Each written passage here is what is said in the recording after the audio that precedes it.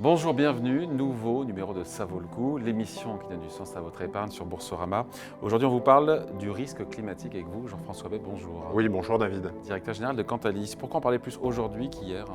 Alors pourquoi aujourd'hui? C'est structurel, on pourra en parler tout le temps. Ouais, parce qu'en fait, il y a des risques qui se matérialisent dernièrement. Donc on a eu pas mal d'entreprises cotées en bourse qui ont été chahutées et qui sont sur l'univers des énergies renouvelables. Je pense à pas mal de valeurs françaises type Voltalia qui ont perdu 15% depuis le début de l'année, alors même que les marchés sont plutôt porteurs, ou des sociétés américaines qui ont perdu de l'ordre de 90% sur un an et qui sont passées de $50 à $4, donc des penny stocks sur l'année, justement liées à ces questions sur le climat. Et bizarrement, en fait, ce sont des valeurs dites climatiques, énergies renouvelables, qui apportent des solutions pour décarboner le monde et changer le mix énergétique, mais qui en fait font l'objet d'impacts, sont impactés par le climat eux-mêmes, par le changement climatique. C'est des choses qui avaient été sous-estimées par les constructeurs et au sein des projets. Donc c'est un petit peu voilà, le cumul des risques, des solutions qui s'apparentent, qui s'avèrent être des risques.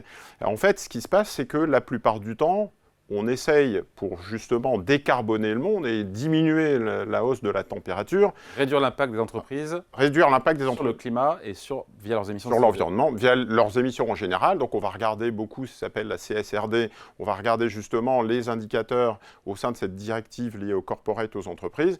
Est-ce qu'elles émettent du carbone? Est-ce qu'elles émettent de l'eau, la pollution, l'économie circulaire? Voilà, il y a plein des déchets, il y a plein d'indicateurs qui vont être regardés. Il y a 1200 points de données différents qui vont devoir être communiqués par des entreprises aux investisseurs. En fait, on loupe l'éléphant dans le couloir, on loupe la double matérialité, c'est-à-dire l'impact de l'environnement sur l'entreprise. Ouais. C'est-à-dire qu'on se dit, mais je vais construire une gigafactory et je veux peut-être la mettre à Saint-Nazaire, à Nantes, en Vendée, à Dunkerque, ou en Moselle, comme vient de le faire le groupe Bolloré. Et si vous le faites à Dunkerque avec la montée des eaux des océans, ou en Vendée avec les inondations, quelque part, vous mettez en risque la Gigafactory qui vous aura coûté 1 milliard. Vous avez aussi des éoliennes qui subissent les anticyclones et qui fonctionnent moins bien puisque les pales ne tournent plus. Vous avez des data centers qui ont été constitués et qui, en fait, subissent la hausse de la température et qui s'arrêtent. Ça a été le cas en Angleterre avec Google ou Amazon ou Oracle. Et donc, quelque part, qui sont arrêtés carrément. C'est-à-dire au-delà de quelle température? Alors, les data centers étaient calibrés pour être en risque à partir de 38 degrés. L'été dernier, en Angleterre, on a battu des records à 40,3 degrés. Et donc, les data centers se sont arrêtés au pire moment, puisque en été, on a besoin, justement, les clients veulent... Il y a des malades, il y a des canicules qui font qu'on a besoin d'utiliser aussi, pendant l'été, ces data centers. Donc, quelque part, on a oublié, pour ces valeurs climatiques, de regarder l'impact du risque climatique, ce qui est assez paradoxal. Notamment pour les valeurs tech. Alors, notamment pour les valeurs tech, je parlais des data centers en Angleterre.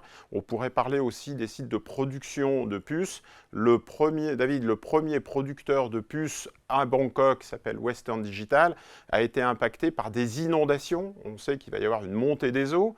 Ça impacte Jakarta, donc il y a des études qui sont faites par des sites internet comme climatecentral.org ou calendar.tech ou enfin des ministères, Ice4CE ou plein d'ONG. Et donc on voit que la montée des eaux, ça fragilise l'Asie, le Bangladesh, Bangkok, Jakarta, et ce sont des zones où on produit des puces. On a aussi identifié des risques aux États-Unis, Miami, Nouvelle-Orléans, New York. Et en France, on identifie des risques. Là, les assureurs viennent de faire des tests. C'est Bordeaux, Montpellier, Nantes, Saint-Nazaire et les côtes du nord de la France qui sont pointés du doigt comme étant à risque. Parce que montée des océans, en lien avec le réchauffement climatique, les chiffres ont froid dans le dos.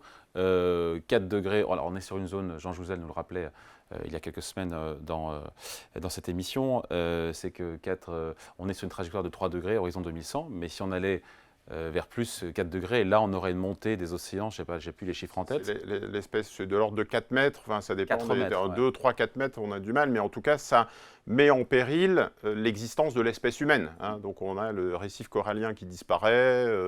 Donc l'espèce humaine est à risque autour de 4 degrés. Donc ça montre bien qu'on est déjà aujourd'hui effectif à plus 1,5. Ça a été le cas en 2023. Oui. On était déjà au-dessus de 1,5. Le réchauffement... On est à l'objectif déjà. On est déjà à l'objectif. Donc quelque part, on se projette sur plus 2 ou plus 3.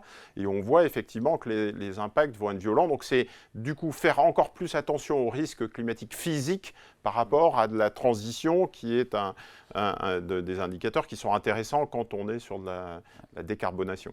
Et la CPR vient de pointer du doigt justement ces risques climatiques physiques qui augmentent à la lueur de 2022, 2023, 2024. Le second, la CPR, il faut rappeler, c'est l'autorité, le régulateur des assureurs. Exactement, en France, la Banque de France, mais pour les assureurs. Oui. Et ils viennent de faire le deuxième stress test climatique, faisant subir justement ces stress climatiques dans les portefeuilles des assureurs. On est sur un impact de l'ordre de moins 13% à court terme sur le bilan des assureurs français. Donc on voit que c'est significatif et ça emporte l'ensemble des classes d'actifs. Donc on pense tout de suite infrastructure et énergie renouvelable, je disais éolienne ou parc solaire.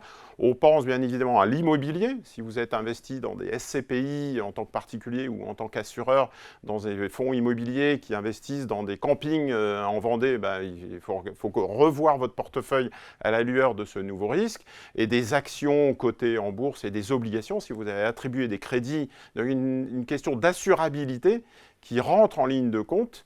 Le rapport pointe du doigt, par exemple, le retrait gonflement d'argile, donc vous voyez les sols qui bougent et l'A13 qui se fissure, et donc quelque part, ce risque purement sur la France, va multiplier par 3 les coûts pour les assureurs. On parle de 15 milliards et le coût sera sans doute de 45 milliards à l'horizon des 20 prochaines années. Donc c'est un nouveau paradigme qui bizarrement est sous-estimé. Ouais, avec un risque climatique qui fait partie des grands risques, des grandes menaces qui sont tout en haut de la pile aujourd'hui. Oui, alors du coup, on est encore un peu dans l'inconnu, c'est ce qui fait qu'il y aura des gagnants et des perdants. On a des risques technologiques et des solutions technologiques, des grandes mutations technologiques, mais notamment la partie green tech, clean tech, où est-ce qu'il faut investir dans l'hydrogène, dans le nucléaire ou dans l'éolien, on ne sait pas encore, c'est pas très stable. On a des risques géopolitiques qui touchent aussi le climat et l'énergie. La Nouvelle-Calédonie, les mouvements en ce moment, c'est peut-être aussi parce qu'il y a du nickel et qu'il y a des mouvements comme ça géopolitiques. On pense aussi à Nord Stream 1, 2 avec l'Allemagne. Donc c'est un nouveau risque qui doit être intégré. Et bien évidemment, maintenant, le risque climatique.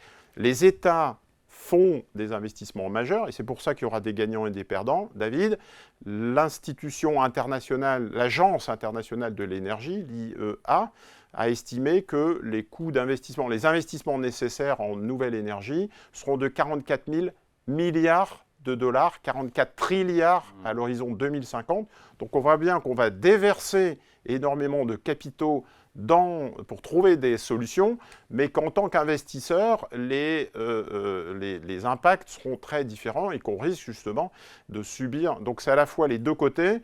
Quel type de technologie d'investissement on va pouvoir sélectionner, et d'autre part, regardez bien avant de déployer vos capitaux au risque climatique lui-même. Et alors, comment on dit quoi aux investisseurs qui nous regardent, aux épargnants, comment est-ce qu'ils peuvent analyser leurs investissements à l'aune justement de ce risque climatique qui pèse sur les entreprises qui sont parfois porteuses de solutions de la transition? Alors vous avez des sites internet qui existent, le ministère de l'écologie et de la transition en France publie des éléments, la Banque de France vient d'obliger les entreprises, et donc il y aura des indicateurs qui vont sortir sur les différentes entreprises à la lueur des risques climatiques portés par des entreprises. Il y aura un scoring qui sera établi par les entreprises, regardez-les.